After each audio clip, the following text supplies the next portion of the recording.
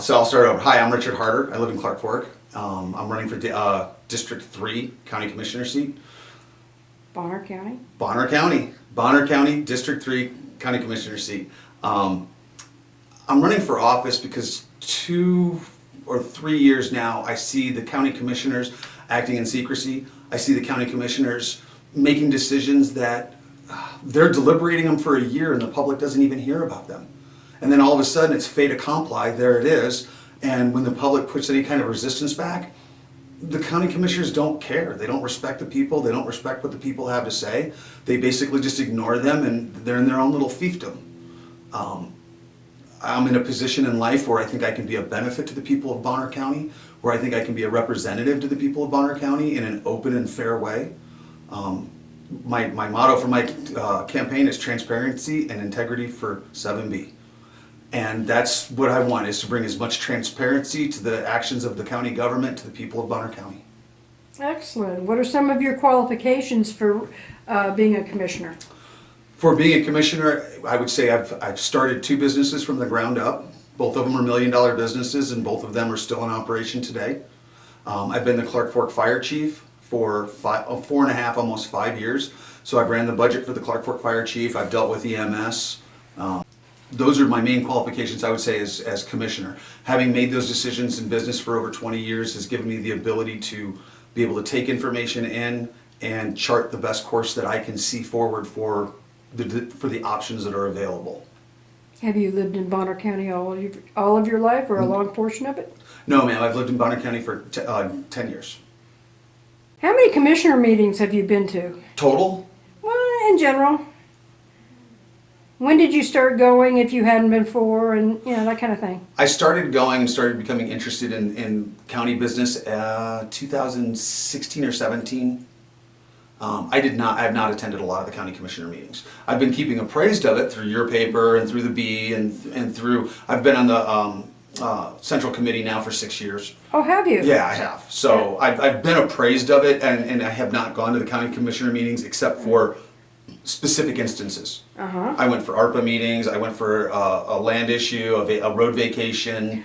When you go to a meeting and all it is, hey, we're gonna approve all of these budget items, and oh, by the way, we're going into executive session now, and that's all it is. I don't see a need to see those on a regular basis. Not back then, I didn't see. It takes me almost 45 minutes to an hour to get in, to sit down for for a 20 or 30 minute meeting, and then an hour to go home for them just to approve budget lines. Now, when something came up that was affecting my community or something large that I felt would affect Bonner County as a whole, I became involved in those and I attended those meetings.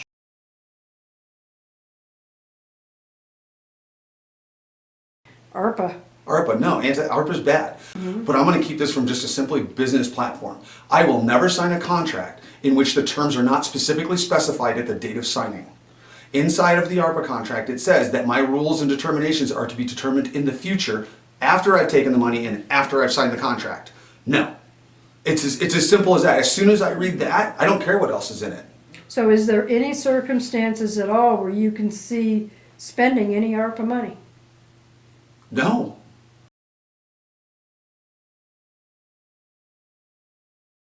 Vaccine mandates, and I don't mean are you pro or anti-vax. That is not where my question is going. My question is going to force mandates both with vaccine and with masks within the county employees, or in general.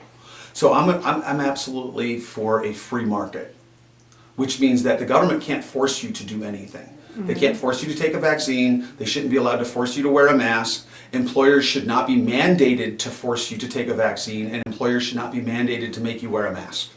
It's as simple as that. The government has no right or authority to enter the free market and tell people how to act or behave.